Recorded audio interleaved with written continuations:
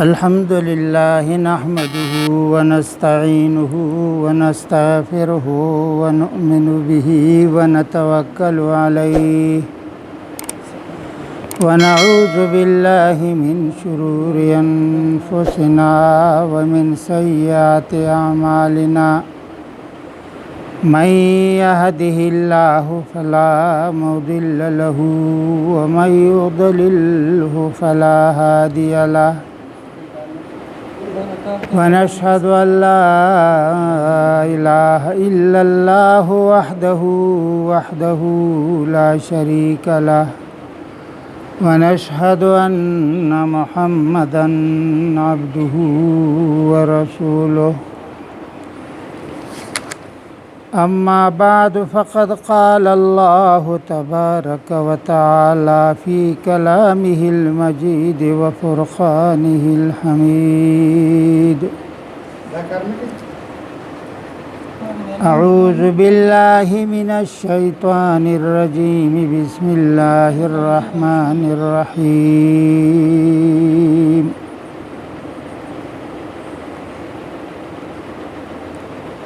إن الذين لا يرجون لقاءنا ورضوا بالحياة الدنيا واطمأنوا بها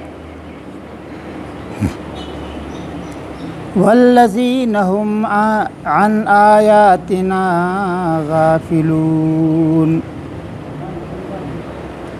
أولئك مأواهم النار بما كانوا يكسبون إن الذين آمنوا وعملوا الصالحات يهديهم ربهم بإيمانهم تجري من تحتهم الأنهار في جنات النعيم دعواهم فيها سبحانك اللهم وتحيتهم فيها سلام وآخر دعواهم أن الحمد لله رب العالمين صدق الله مولانا العظيم وصدق رسوله النبي الكريم ونحن على ذلك من الشاهدين والشاكرين والحمد لله رب العالمين زما عزتمند حاضرین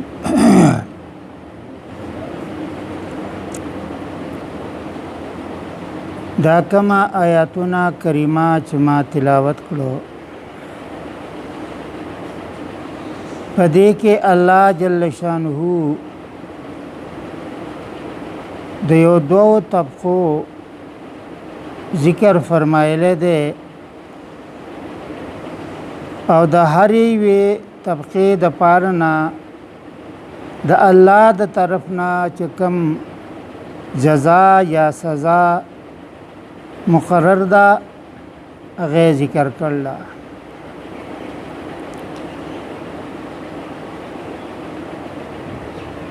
اولنی آیات کریمه کې الله جل شانه فرمایي دو طبقې دي یو دا لا يرجون لقاءنا چې د قیامت د ورځې د حساب کتاب د ورځې د سرنا د هغه یقین نشتا داغه امید نشتا پاغه باندې د هغه ایمان نشتا چې دا ورځ راتلونکې ده او په دغه ورځې به زما سره زما د اعمالو د دنیا د ټولو کړو حساب کتاب کی د دې د سر ناغا تمن لري د دې خبره قائل نه ده چې ردی خبره نه د هغه انکار شو نو معلومه دا شو چې د الله نه هم منکر ده الله هم نه مني ځکه چې الله جل شانه د دین اولاندې آیاتونو کې د اسمانونو د زمکو د نور د سپوږمۍ د ستورو او دا څومره چې نظام فلکی دی او که څومره نظام ارضی دی د دې ټول ذکر یې فرمایو د دې لپاره نه چې اے بندا ته په دې کې غور وکا فکر وکا سوچ وکا چې داسې عظیم نظام چلولو دا د الله د ذات نه علاوه په خپل دا نه چلی دی شي نه چلیږي او د الله نه علاوه د بلچا د دې نظام د چلولو طاقت او توفیق هم نشته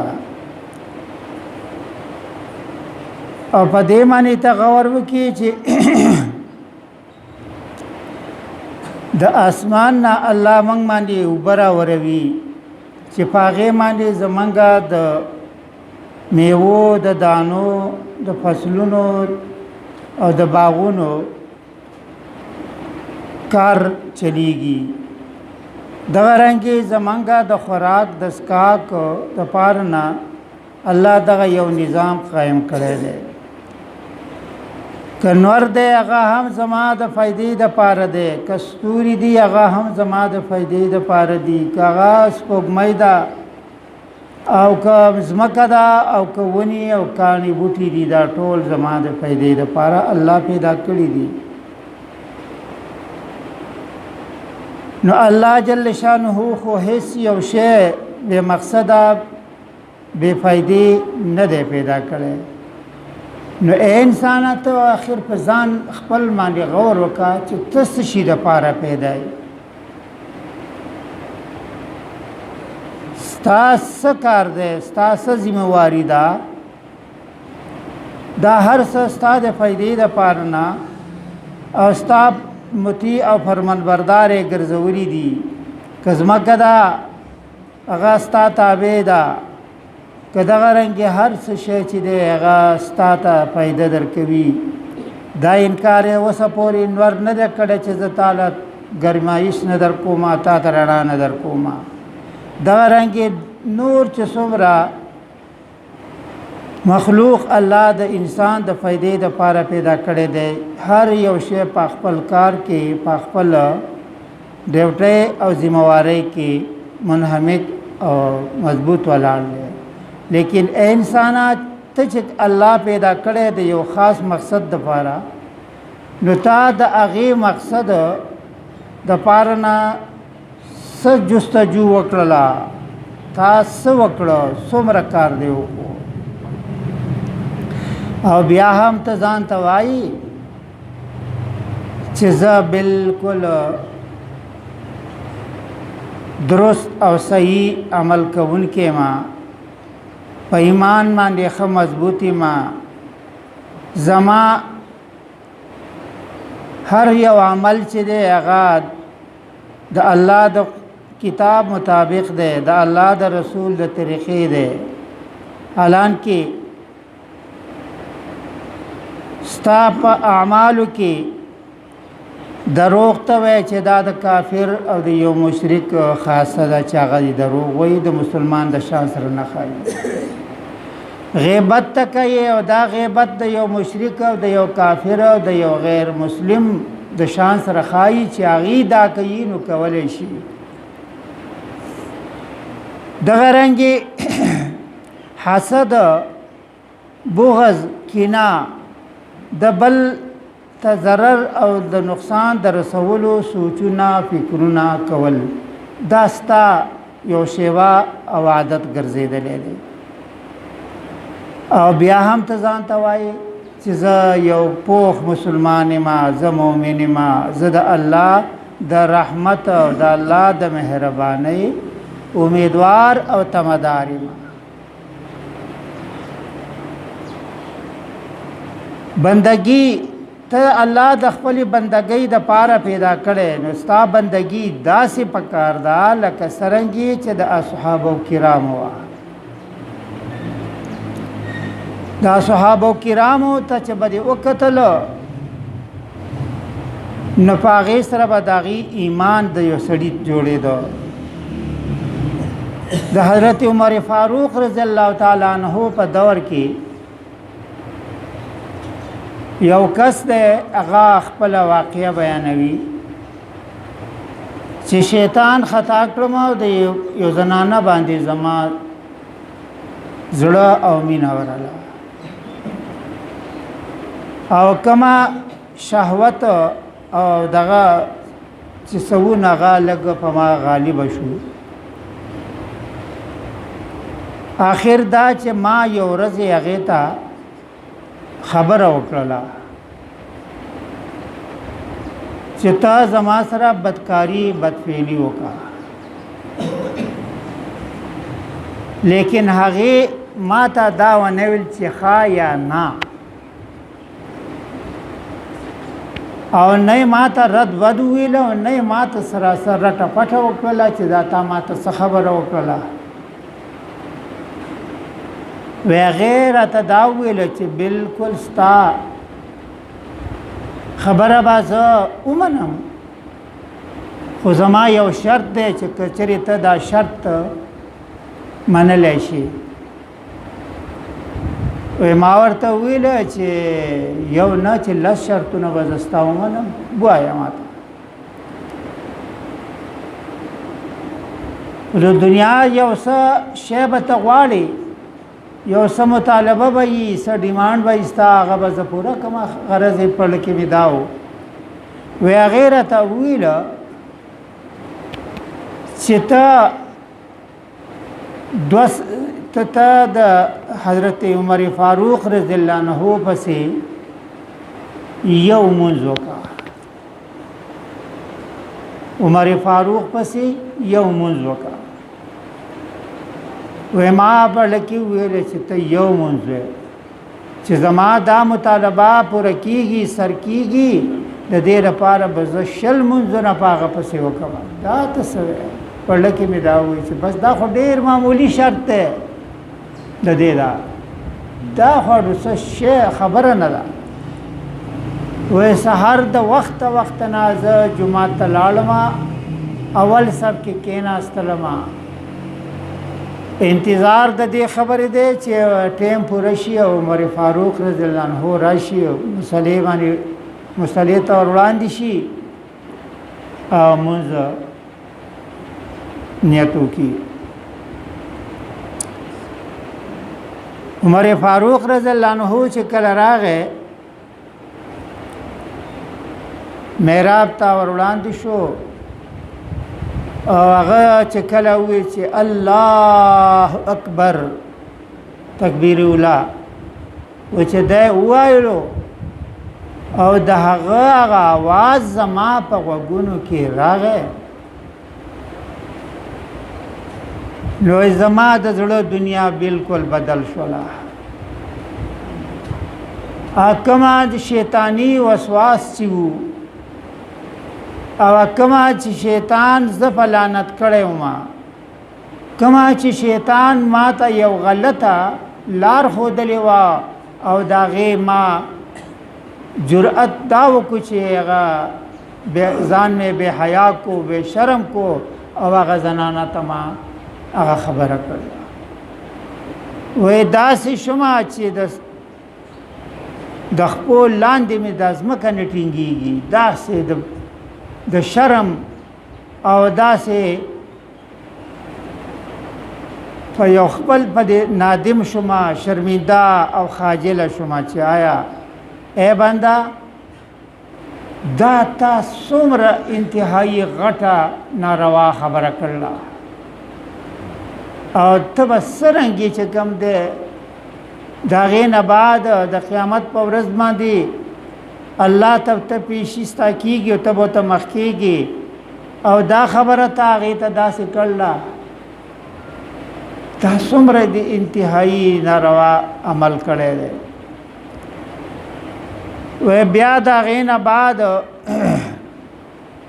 هغه محله ما پرېښوه هغه محله مې پرېښودله سیاسي نه چې اتفاقا دا زنانه ماله چېرته مخې له راشي نو زه به هغې ته څنګه سترګې غړوم هغه محله مې پرېښود لاړم بل ځای کې میزان آباد کو هلته اوسېدلم وایي په هغې کې ډېر وخت واوښته یو ورځ یې زه ناڅاپه اتفاقا چې ګورم اقه زنانه الله ماله مخې له راوستله وایي زما بیا د تېښتې د پټېدو هم څه لار نه وه چې زه هغې نه پټ شم او سترګې ته پناه کړم وایي بې ساخته ور منډې مې کړې د هغې په خپو باندې پرېوتم چې د هغې په خپو پرېوتلم ورته مې وویل چې ای زما مور ما غول خوړلی دي ما ډېره ناروا خبره کړله ما بالکل د هغه انسانیت د دایرې نه زه بهر شوی ما دا کم څه چې ما ویلي دي ته ماته د زړه د خلاص نه د هغې معافي وکړه او ما وبخه وی هغې راته وویله چې تا نه غلطي نه ده شوې تا نه غلطي شیطان په تا باندې غالب شو شیطان تا ته یو غلطه خبره در مخې ته کړله لیکن ما ستا اصلاح په داسې طریقه وکړله په دې باندې په تا باندې زه بالکل څه تهمت او دغه نه لګوم او هغې وایي ما ته ډېرې پستې او نرمې خبرې وکړې او ډېر دواګانې راته وکړې او ما ورته دا وایي چې زه ستا بچی یم ستا زوی یم نو دا خبره وه چې د اصحابو کرامو شان دا وایو چې د هغې په لیدو سره د هغې سره په مرګستیا باندې د هغې سره په لارې په تلو باندې د یو انسان ټول هغه غلط خواهشات غلط سوچونه فکرونه دا هر څه به ختمېده او د هغې سره به په هغې دغه کې برابر وو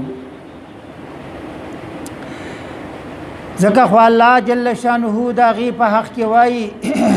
اشداء علی الکفار رحماء بینهم دا صحابه کرامو تعریف او صفت کوي الله د هغې شان بیانوي چې هغې شان دا دی اشداء علی الکفار د دین په معامله کې د دین په معامله کې په کفارو باندې ډېر سخت دي یو وارې حضور صلی الله علیه و آله وسلم د غزوه بدر په موقع باندې او فرمایله څه کسان یې وښودل کما چې د مکې مشرکین کافر راغلي و مقابلې له نو څه کسان یې وښودل چې یو په هغې کې د حضور صلی الله علیه وسلم تره حضرت عباس رضی الله تعالی عنه دی دا کسان یې وښودله چې که چېرې عباس ستاسو د تورې لاندې راشي نو په هغه به ګزار نه کوئ پلانې که مخې له راشي په هغه به ګزار نه کوئ حقیقت کې دا په زړه کې مسلمانان شوي وو لیکن د څه مقصد او غرض او د یو څه دغه په وجه باندې خپل اسلام دین نشو ظاهرولی نو حضرت حذیفه رضی الله تعالی عنہ چې هغه ته رازدان رسول وي د رسول الله صلی الله علیه وسلم رازدان هغه د خوشطبعۍ په حیث باندې او د یو دغه په شکل کې وایي چې ښه زما پلار زما ورور زما نیکه زما تره زما د تره زوی زما د ترور زوی وغیره وغیره دا ټول رشتو د هغې چې ما له مخې له راشي نو په هغې به زه ګزار کوم سټ به تیار تومه او حضور صلی الله علیه وسلم ته وایي چې ستا تره چې راشي عباس نو ته ما ته وایي چې په هغې به ګزار نه کوې زه خو درته دا وایم که د ما تورې نه را لاندې وت نو زه به ترې سټ ارتومه حضور صلی الله علیه وسلم دغه په هغه خبره پوه شو چېرې دا د خوشطبعۍ دپاره نه او هسې د خپل دغه د مینې او دغه پیرزو په خاطر باندې دا خبره ده وکړله نو حضور صلی الله علیه وسلم مسکی شو نو دا د هغې حال دی چې د پلار که مخې له راغلی دی که ورور راغلی دی که زوی مخې له راغلی دی هغې پې صرفه نه ده کړې هغې نو اسلام دا موږ ته وایي موږ هغه خبره خو پرېږده وه چې لا زه به ولګمه د دین په معامله کې د دین په مقابله کې خپل پلار یا زوی یا ورور یا نوسی په هغه به زه توره چوته کړم دومره ایمان زموږ چېرته دی دومره پوخ ایمان او دا د څه شي نه موږ ته پته لګي چې زما او ستا د دنیا په معاملاتو کې یو څه قضیه او تنازع رااله دا صاحب پاغې کې گواه دی دا صاحب پاغې کې گواه دی نو تاسو هر یو د په خپل ګریوان کې سوچو کې چې تاسو په موجودګۍ کې څومره داسې معاملې راغلي دي څومره داسې فیصلې راغلي دي او پاغې کې هغه گواه یا پټ شوی دی او یا ځان په یو څه انې بانو باندې خلاص کړی دی او گواهي نه ده وکړې ولې یاره دا خو زما د ترور زوی دی دا خو زما اوښی دی د ښځې ورور مې دی دا خو زما یار دوست دی دا خو زما چې کوم دی د پارټۍ سړی دی دا خو زما غټ وټ دی په دوسرا نو دا قسم له سوچونو والا چې داغي الله جل شانه په دې آیات کریمه کې ذکر کړی دی فرمایلی دی مونږ ته ان الذين لا يرجون لقاءنا ورغدوا بالحياه الدنيا واطمئنوا بها بشکا هغه کسان چې هغه د قیامت د ورځې د الله سره د ملاقات څه امید نه لري تمه نه لري داغه خبره قائل ندي ورغدوا بالحیات الدنیا او د دنیا په زندګۍ کې دی خو راضي دي او خوشاله دي د دنیا په زندګۍ کې خوشاله دي پاغي باندې خرازي دي وطمئن بها او مطمئن دي پاغ خپل کار کې پاغ خپل عمل کې پاغ خپل روزگار کې د مطمئن ده تسلی بخش جن تیروي او پاغي باندې خپه آرام سره د زندگی تیروي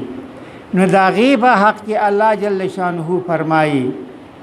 یو دا شلو هغه کسان چې د قیامت د ورځې امید نه لري ځکه نه لري چې هغه زړه د دنیا سره تړلی شوی دی هغه د دنیا سره د هغه زړه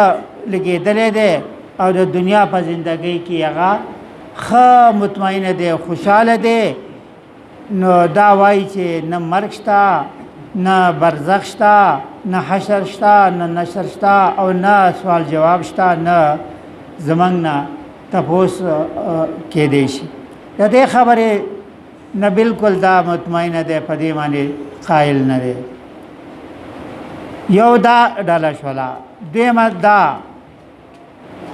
والذین هم عن آیاتنا غافلون والذین هم عن آیاتنا غافلون او هغه کسان چې هغه زما د احکامنا زما د آیاتوننا غافل دي الله دې معافیو کی زما کا موجوده نسل چې داغه په عمیق نظر سره وګوري نو موږ ټول د دې آیات مصداق په دې کې موږ ټول شامل موږ ته د الله حکم او د خپل مفاد او د خپلوانو خبره راوړاندې شي نو موږ د الله حکم شاته گزارو دغه د الله د آیاتونو نه غفلت ده د الله د آیاتونو نه د الله د حکمونو نه غفلت څه دی کله چې ستا معامله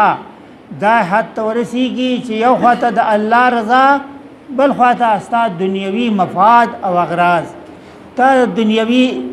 مفاد او اغراض واخلي او د الله حکم شاته وغورځوي دا د الله د آیاتونو نه غفلت دی دیم دا چې مونږه وینو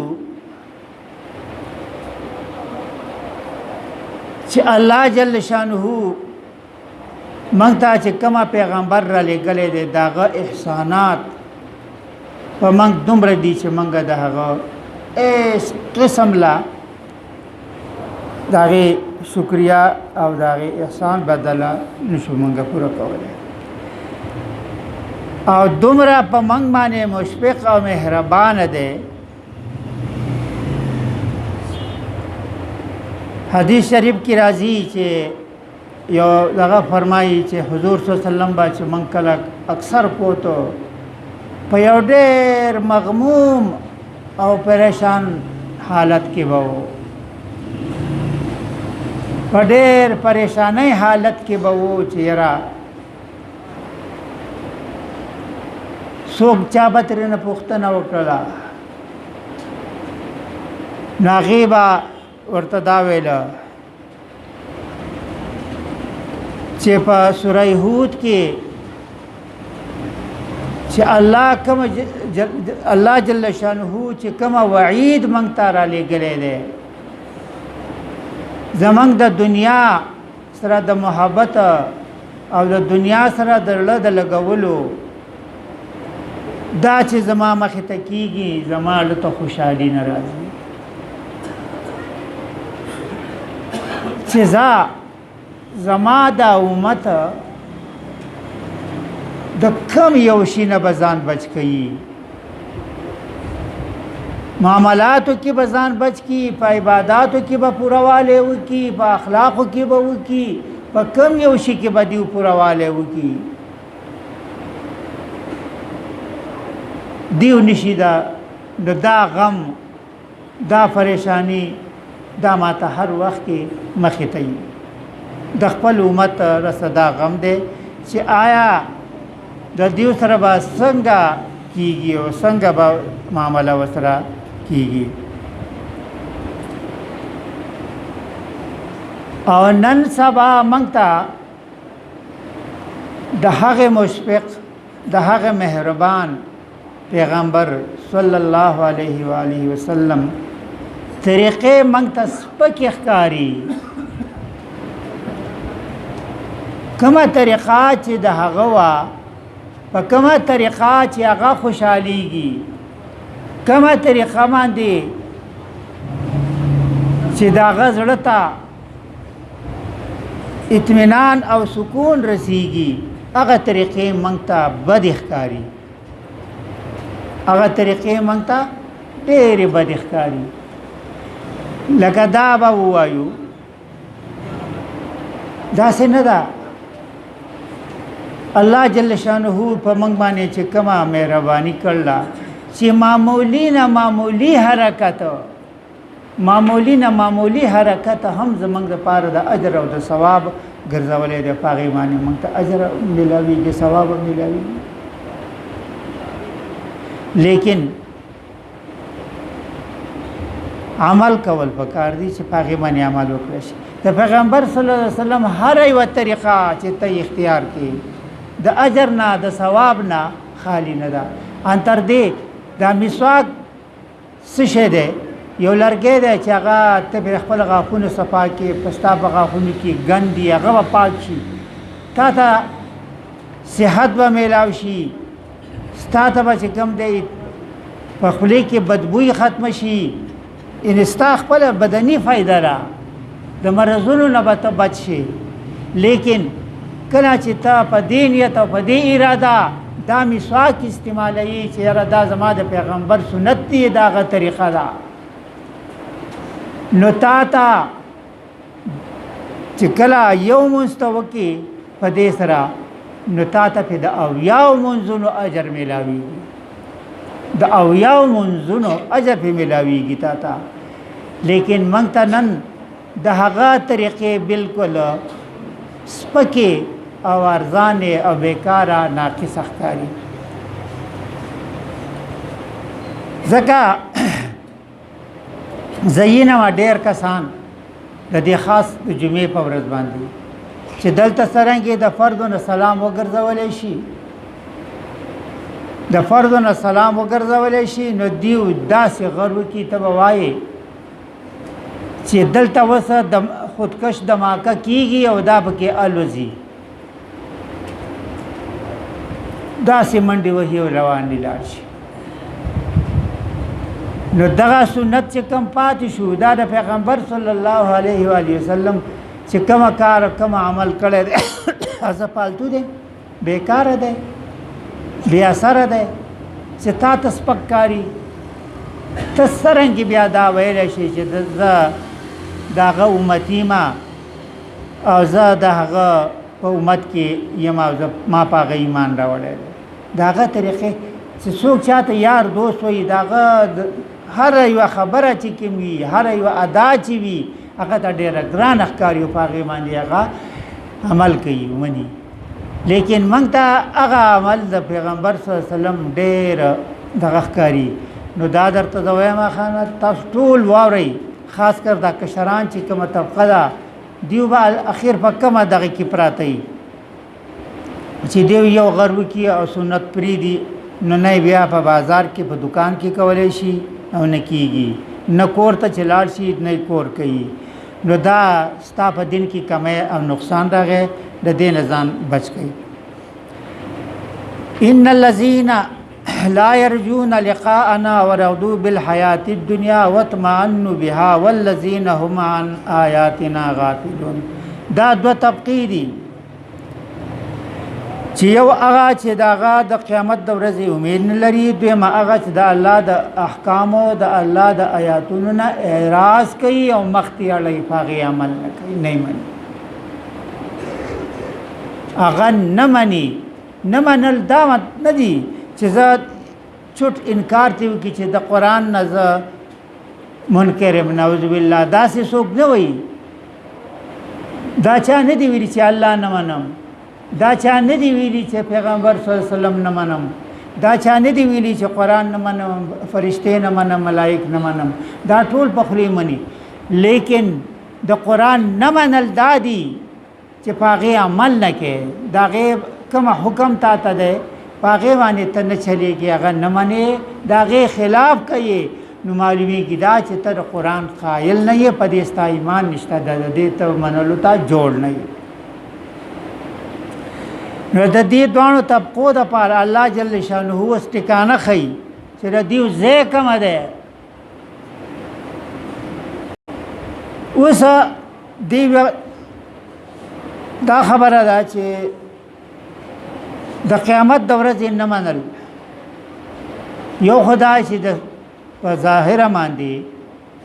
جهرن دا وایي چې قیامت نشته نه راتلی شي او نه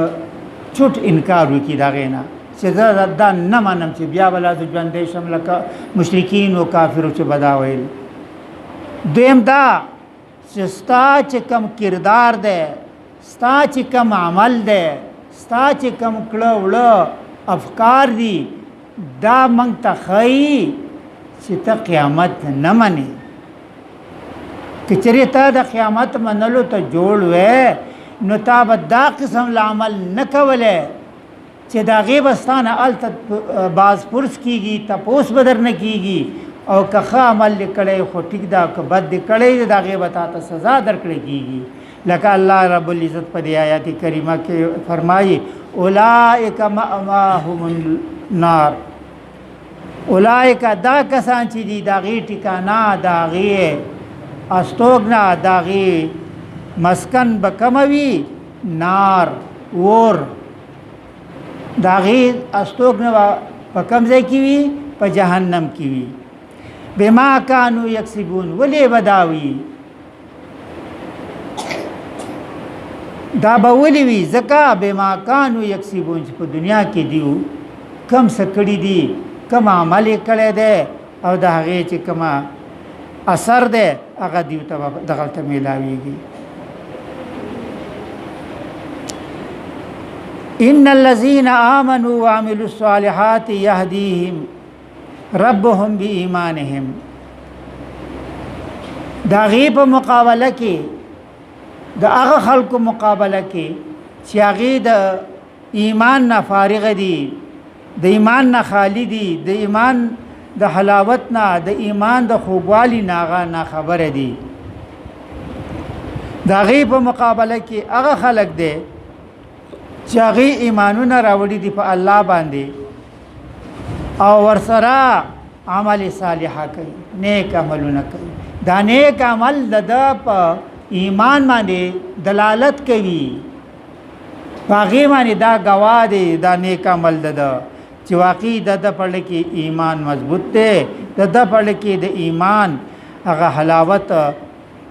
زید نیولې ده.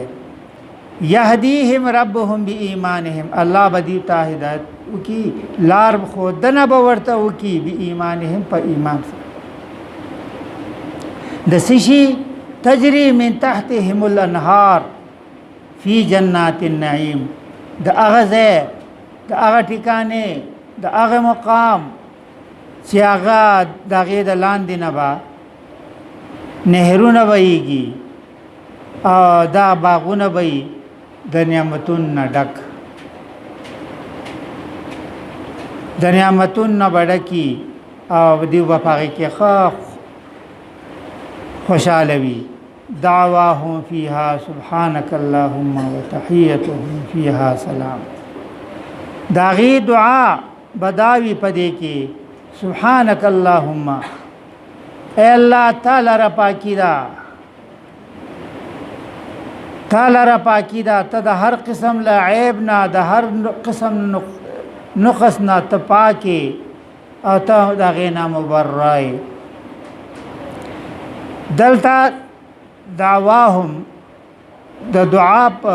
معنا باندې دا چې دعا بداغي په دې جنت کې داوي. دا غي باره کې مفسرین مختلف رائے پیش کړي. یو دا رائے ده چې کله د دې جنتی په لکه یو سشتا خواهش را پیدا شي نو دا با سبحانك الله دا به وای، سبحانك اللهم دا به وای او د دې د ویلو سره فورا فرشته اکم څه چې د تقاضا وي هغه به تر حاضرې. دا د دې لپاره نه داغه یو دغه وي استلا وي او کله چې د یو بل سره ملاویږي ملاقات کوي په دې جنت کې نو سبوي سلامن په جنت کې بدیو یو بل ته سلام وي. واخر دعواهم ان الحمد لله رب العالمین. او داغي اخرنه کلمات د دعا بداوي ټول تعریفونه الله لردي. هغه الله چې هغه رب العالمین دی، د ټول جهان پالون کې دی، د ټول جهان ساتون کې دی،